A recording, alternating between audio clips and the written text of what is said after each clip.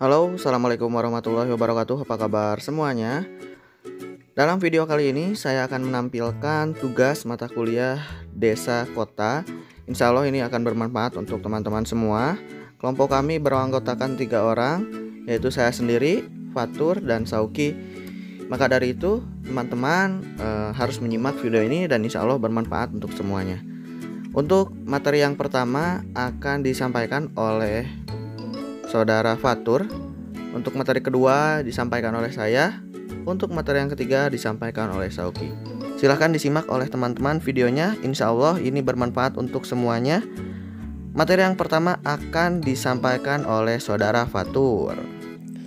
Menurut Undang-Undang Nomor 6 Tahun 2014 tentang Desa, desa adalah kesatuan masyarakat hukum yang memiliki batas wilayah yang berwenang untuk mengatur dan mengurus urusan pemerintahan, kepentingan masyarakat setempat berdasarkan prakarsa masyarakat, hak asal-usul dan atau hak tradisional yang diakui dan dihormati dalam sistem pemerintahan Negara Kesatuan Republik Indonesia. Nah, dari pengertian tersebut terbukti bahwa suatu desa itu merupakan kesatuan masyarakat hukum, yakni warga desa yang tinggal dalam suatu lokasi yang mana memiliki hak atau wewenang untuk melakukan atau menjalankan pemerintahannya untuk kepentingan warga yang tinggal dalam kawasan desa tersebut. Seperti yang ketahui bahwa di desa memiliki pemerintahan yang dipimpin oleh kepala desa, yang dimana kepala desa itu dipilih oleh rakyatnya secara langsung. Nah, dan juga di desa itu cenderung mempertahankan tradisi yang telah berjalan secara turun-temurun. Itu menjadi kekhasan sendiri dari desa. Lalu selanjutnya ada klasifikasi desa. Nah, di klasifikasi desa ini terbagi menjadi 2, yaitu yang pertama berdasarkan perkembangannya, lalu yang kedua ada berdasarkan potensinya. Nah, desa berdasarkan perkembangannya ini terbagi menjadi 4. Yang pertama ada desa tradisional. Di dalam desa tradisional ini masyarakat yang tinggal di daerah pedesaan ini memiliki kehidupan yang bergantung pada alam seperti pertanian, dan juga mereka menggunakan alat-alat yang masih sederhana. Lalu selanjutnya ada desa swadaya. Di dalam desa swadaya ini masyarakat yang tinggal biasanya relatif statis dan tidak bergantung pada alam, melainkan bergantung pada kemampuan dan juga keterampilan. Kedudukan dari masyarakat yang tinggal di desa swadaya ini dinilai berdasarkan kedudukan dan juga kepemilikan tanah. Lalu selanjutnya ada desa swakarya atau peralihan. Masyarakat yang tinggal di daerah ini mulai mengalami kemajuan. Kemajuan itu seperti kemajuan mobilitas yang dicirikan dengan alat transportasi yang tersedia di desa ini sudah mulai ada. Penilaian kedudukannya biasanya berdasarkan jasa, keterampilan dan juga karya yang dihasilkan. Lalu selanjutnya ada desa swasembada. Nah, di desa swasembada ini masyarakat sudah relatif maju.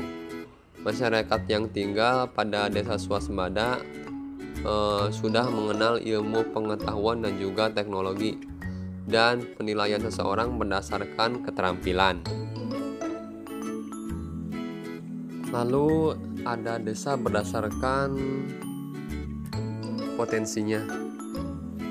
Nah, desa berdasarkan potensinya ini terbagi menjadi 3. Yang pertama, desa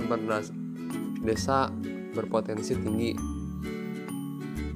Dikatakan berpotensi tinggi karena memiliki ciri-ciri tanah yang subur dan memiliki daerah yang datar sehingga pedesaan tersebut memiliki potensi yang besar seperti dalam bidang pertanian, dan pedesaan jenis ini memiliki kemungkinan dapat berkembang lebih cepat. Lalu selanjutnya ada desa berpotensi sedang. Desa ini biasanya memiliki ciri-ciri kesuburan atau kesuburan tanah yang tidak terlalu subur dan topografi yang agak rata sehingga tidak sepotensial pada daerah yang memiliki topografi yang datar. Tetapi meskipun demikian, di desa ini memiliki kemungkinan untuk berkembang. Lalu selanjutnya ada desa berpotensi rendah. Sesuai dengan namanya, jadi pedesaan ini memiliki ciri tanah yang tidak subur dan memiliki topografi yang berbukit, sehingga sulit untuk dimanfaatkan oleh masyarakat. Nah, biasanya pada masyarakat pedesaan ini sulit untuk berkembang sehingga mendorong mereka untuk melakukan migrasi atau urbanisasi untuk kehidupan yang lebih baik. Lalu selanjutnya ada definisi kota. Menurut Peraturan Menteri Dalam Negeri Nomor 2 Tahun 1987 Pasal 1 disebutkan bahwa kota merupakan pusat permukiman dan kegiatan penduduk yang mempunyai batas administrasi yang diatur dalam perundang-undangan, serta pemukiman yang telah memperlihatkan watak dan ciri kehidupan perkotaan. Nah, berbeda dengan desa, dalam sistem pemerintahan kota biasanya dipimpin oleh Palurah atau bentuknya kelurahan, dan juga dalam segi watak ciri kehidupannya sudah bergantung pada sektor sekunder, yaitu sektor jasa dan juga industri. Selanjutnya yaitu ada kota menurut jumlah penduduknya. Yang pertama ada kota kecil, yaitu dengan jumlah penduduk 20.000 sampai 100.000 jiwa, dan juga ada kota sedang yang memiliki penduduk antara 50.000 sampai 100.000 jiwa, dan kota besar yang memiliki penduduk 100.000 jiwa sampai 1 juta jiwa. Lalu kota metropolitan 1 juta jiwa, dan juga ada kota raksasa atau megapolitan yang berkisaran 14.000 jiwa atau lebih. Lalu selanjutnya ada kota berdasarkan fungsinya. Kota berdasarkan fungsinya terbagi menjadi 4. Yang pertama ada kota sebagai pusat produksi. Dikatakan demikian karena fungsi dari kota ini merupakan sebagai pemasok barang-barang, baik itu barang mentah, setengah jadi ataupun barang jadi yang diperlukan oleh wilayah lain. Contohnya seperti Bukit Asam yang terkenal dengan pemasok bahan tambang batu bara, dan juga Bandung yang terkenal sebagai pemasok bahan tekstil. Lalu selanjutnya ada kota industri manufaktur. Kota ini berfungsi sebagai pengubah bahan mentah menjadi barang setengah jadi. Contohnya seperti kota Mojokerto sebagai penghasil yodium.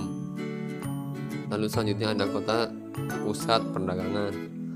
Merupakan kota sebagai pusatnya yang memiliki sarana penyalur bahan kebutuhan pokok bagi penduduk kota dan juga hinterland. Contohnya seperti Tokyo yang terkenal sebagai pusat pelabuhan industri dan juga perdagangan. Lalu selanjutnya ada kota pusat pemerintahan, yaitu kota ini memiliki fungsi sebagai pusat pemerintahan di suatu negara. Contohnya seperti di Jakarta yang menjadi ibu kota dari negara Indonesia.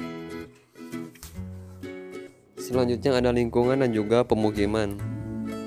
Nah, pengertian dari lingkungan ini merupakan suatu kombinasi dari kondisi fisik meliputi sumber daya alam seperti tanah, air, energi surya, mineral, serta hewan dan juga tumbuhan yang ada, dan juga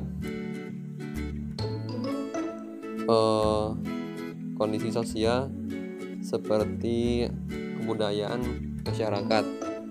Nah, sekarang saya Yusril akan melanjutkan materi yang telah tadi disampaikan oleh Fatur. Di sini ada pengertian lingkungan terbagi atas 3 kelompok dasar. Yang pertama ada lingkungan fisik, yang kedua ada lingkungan biologi, yang ketiga ada lingkungan sosial. Apa sih itu lingkungan fisik? Lingkungan fisik, fisik artinya kebendaan. Contoh seperti gunung, kendaraan, air, udara, dan lain sebagainya. Itu yang termasuk pada lingkungan fisik. Untuk yang kedua, lingkungan biologis. Apa itu lingkungan biologis? Lingkungan biologis adalah organisme hidup. Contohnya kita manusia, hewan, dan tumbuhan. Segala yang hidup itu termasuk ke dalam lingkungan biologis.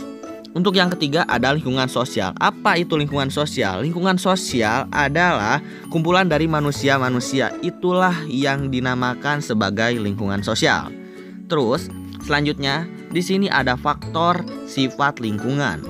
Menurut Sumarwoto ada 4 faktor sifat lingkungan. Yang pertama ada jenis dan jumlah yang terdapat pada masing-masing jenis di unsur lingkungan itu.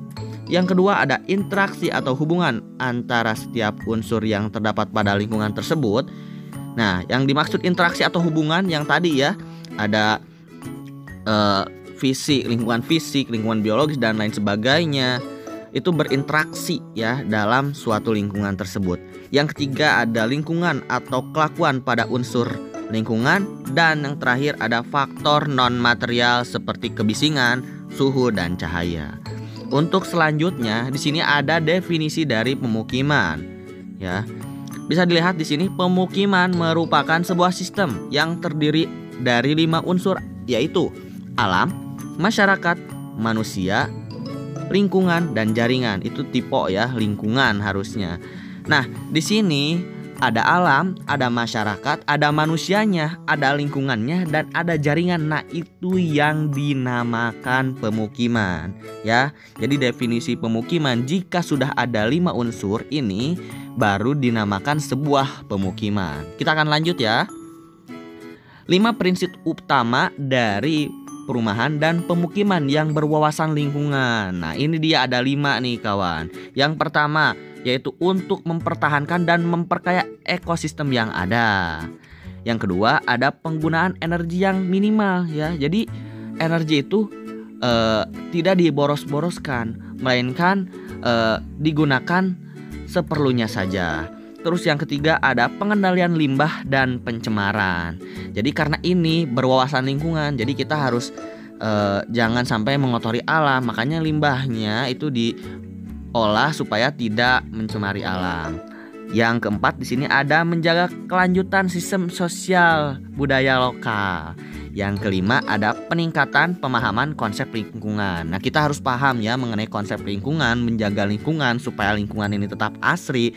Makanya ini dia prinsip utama dari konsep perumahan dan pemukiman yang berwawasan lingkungan, supaya lingkungan itu tetap asri. Jangan sampai kita mendirikan perumahan atau pemukiman dan itu merusak lingkungan yang ada di sekitar. Itu sangatlah berbahaya dan tidak baik.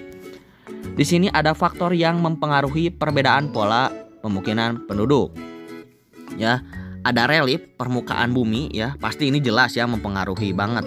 Terus kesuburan tanah jelas ini mempengaruhi pola pemukiman penduduk. Yang ketiga ada iklim. Wah, iklim ini sudah jelas ya. Keempat ada kultur penduduk. Saya akan menjelaskan mengenai bentuk pola pemukiman terlebih dahulu ya. Bentuk pola pemukiman adalah tempat manusia bermukim dan melakukan aktivitas sehari-hari. Bentuk penyebaran penduduk dapat dilihat berdasarkan kondisi alam dan aktivitas penduduk. Nih, ada beberapa ya bentuk dari pola pemukiman penduduk. Yang pertama ada pola pemukiman memanjang. Pola pemukiman memanjang ini memiliki ciri pemukiman berupa deretan memanjang karena mengikuti jalan, sungai, rel kereta api, atau pantai. Bisa dilihat di pinggir di sini ada pola pemukiman. Ini pola pemukimannya mengikuti jalan. Bisa dilihat rumah-rumah itu berjajar mengikuti jalan yang ada di depannya. Seperti itu ya. Biasanya pola pemukiman seperti ini berada di morfologi yang relatif landai seperti itu. Untuk yang kedua, nah ini mengikuti rel kereta api ya. Ini fotonya di Garut. Nah, teman-teman jangan beranggapan bahwasannya mendirikan pemukiman di pinggir jalur kereta api itu boleh. Padahal itu sangat dilarang. Aturan dari pemerintah 6 meter kanan 6 meter kiri tidak boleh ada pemukiman ya. Tapi ya itulah masyarakat ya. 6 meter kanan 6 meter kiri tetap aja ada pemukiman yang memanjang mengikuti jalur kereta api. Seperti itu ya. Terus selanjutnya mengikuti alur sungai. Nah ini juga sangat berbahaya, tetapi pola pemukiman ini banyak sekali kita temui di Indonesia ya. Ini dalam gambar ini adalah foto di Malang ya. Di sana ada jembatan kereta api juga. Sebetulnya pola pemukiman seperti ini itu berbahaya, nanti biasanya suka dapat banjir karena kan berada di bantaran sungai. Pola pemukimannya memanjang mengikuti aliran sungai. Terus yang ketiga ada mengikuti garis pantai. Nah, di pantai-pantai ini, di bibir pantai biasanya itu ada banyak pemukiman yang memanjang mengikuti garis pantai. Nah, biasanya orang-orang di sini bermata pencarian sebagai nelayan karena untuk memudahkan mereka pergi ke laut, berlayar, mencari ikan, pulang ke rumah, makanya pemukiman dari mereka itu memanjang atau mengikuti panjang pantai seperti itu. Nah ini ada pola pemukiman terpusat. Pola pemukiman terpusat ini membentuk unit-unit yang kecil menyebar. Penduduk yang tinggal di pemukiman terpusat biasanya memiliki hubungan kekerabatan dan hubungan dalam pekerjaan. Biasanya pola pemukiman seperti ini dihuni oleh satu keluarga ya. Makanya terpusat, jadi biar deket kadulur gitunya. Makanya terpusat ya. Biar berdekatan karena hubungan mereka itu saling erat ya. Contohnya yang di pinggir ini adalah pola pemukiman terpusat Kampung Adat Pulo di Garut ya, yang dihuni oleh satu keturunan ya, keturunan Arif Muhammad seperti itu. Untuk pola pemukiman tersebar saya sisakan untuk dijelaskan oleh teman saya yaitu Sauki. Silahkan Sauki untuk menjelaskan mengenai pola pemukiman tersebar. Kemudian pola pemukiman penduduk yang tersebar. Pola pemukiman penduduk tersebar ini biasanya diakibatkan karena adanya penghalang seperti jurang ataupun hutan yang sulit diakses. Kemudian faktor-faktor yang mempengaruhi perkembangan pemukiman. Yang pertama, faktor geografi. Pemukiman yang memiliki letak terpencil dan sulit dijangkau oleh transportasi akan sangat sulit untuk mengalami perkembangan karena sulit untuk diakses. Dan yang kedua, faktor kependudukan. Faktor kependudukan ini contohnya seperti jumlah penduduk. Karena suatu pemukiman yang memiliki jumlah penduduk yang sangat besar akan sangat berpotensi untuk mengalami perkembangan apabila penduduknya dapat bersaing dan memiliki kualitas. Tetapi jika suatu pemukiman memiliki jumlah penduduk yang besar dan penduduknya tidak produktif, maka akan menjadi beban. Dan yang ketiga, faktor kelembagaan. Faktor lain yang berpengaruh terhadap pembangunan perumahan adalah perangkat kelembagaan yang berfungsi sebagai pemegang kebijaksanaan, pembinaan, dan pelaksanaan baik di sektor pemerintah maupun sektor swasta, baik itu di pusat maupun di daerah. Dan yang keempat yaitu faktor swadaya dan peran serta masyarakat. Suatu pemukiman akan mengalami perkembangan apabila masyarakat yang ada di pemukiman tersebut berkualitas atau dapat bersaing, sehingga pemukiman tersebut akan mengalami perkembangan. Dan yang kelima, faktor sosial budaya. Faktor sosial budaya merupakan faktor internal yang mempengaruhi perkembangan pemukiman, seperti sikap dan pandangan seseorang terhadap rumahnya, adat istiadat suatu daerah, kehidupan bertetangga, dan proses modernisasi merupakan faktor sosial budaya. Dan yang keenam, ekonomi dan keterjangkauan daya beli. Yang ketujuh, sarana dan prasarana. Contohnya seperti jalan. Kelengkapan suatu sarana dan prasarana di suatu perumahan atau pemukiman dapat mempengaruhi perkembangan pemukiman di suatu wilayah. Dan yang kedelapan, pertahanan. Pertahanan menjadi faktor yang mempengaruhi dalam perkembangan penduduk, contohnya seperti keamanan suatu daerah dan lain-lain. Yang kesembilan atau yang terakhir yaitu ilmu pengetahuan dan teknologi. Perkembangan ilmu pengetahuan dan teknologi dapat meningkatkan perkembangan perumahan dan pemukiman. Dengan terciptanya teknologi dalam bidang jasa ataupun konstruksi, dan bahan bangunan, maka akan membuat pembangunan suatu rumah akan semakin cepat dan menghemat waktu. Lalu yang selanjutnya yaitu kondisi lingkungan di pedesaan. Masyarakat yang tinggal di daerah pedesaan pada umumnya biasanya masih bekerja dan memanfaatkan alam seperti bidang agraris ataupun peternakan, dan kondisi alamnya pun di pedesaan masih minim akan pencemaran seperti tanah yang masih potensial, air yang masih jernih, dan udara yang masih sejuk. Sedangkan kondisi lingkungan di perkotaan, masyarakatnya sudah tidak bergantung kepada alam lagi. Mereka sudah tidak bekerja dalam bidang agraris lagi, tetapi di bidang industri. Kondisi tersebut karena di perkotaan alam-alamnya sudah mengalami pencemaran seperti polusi udara, tanah kritis ataupun tanah yang dialihfungsikan menjadi pemukiman, dan ketersediaan air yang sangat minim. Lalu yang selanjutnya itu permasalahan pada lingkungan pemukiman pedesaan. Dalam bidang pendidikan, masyarakat yang tinggal di pedesaan umumnya rata-rata lulusan SMA atau SMK karena keterbatasan fasilitas seperti perguruan tinggi ataupun universitas yang hanya ada di perkotaan. Dan untuk masyarakat yang ingin melanjutkan jenjang pendidikan ke S1 ataupun perguruan tinggi dan universitas, mereka harus merantau ke perkotaan, dan sarana prasarana yang ada di desa pun masih banyak yang tidak layak. Contohnya seperti dapat dilihat dalam gambar, di mana kondisi suatu ruangan pendidikan atau sekolah masih terbuat dari kayu dan murid-muridnya pun tidak memakai seragam. Dan yang kedua, dalam bidang kesehatan, masyarakat yang tinggal di pedesaan masih kurang akan kesadaran kesehatan seperti melakukan cek atau kontrol kesehatan ke dokter, ataupun dalam bidang kebersihan, baik itu kebersihan lingkungan seperti membuang sampah pada tempatnya, ataupun kebersihan diri seperti mencuci tangan dan menggunakan alas kaki.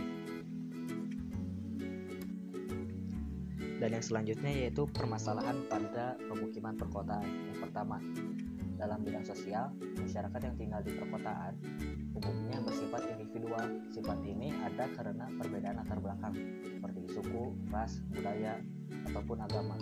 Berbeda dengan masyarakat yang tinggal di pedesaan, mereka yang tinggal satu pemukiman atau satu pedesaan masih memiliki hubungan keluarga atau masih kerabat, sehingga mereka tidak individual, tidak seperti di perkotaan.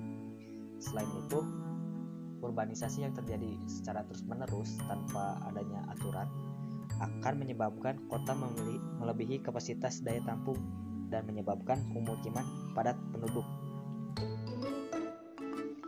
Kemudian yang kedua yaitu bidang keamanan.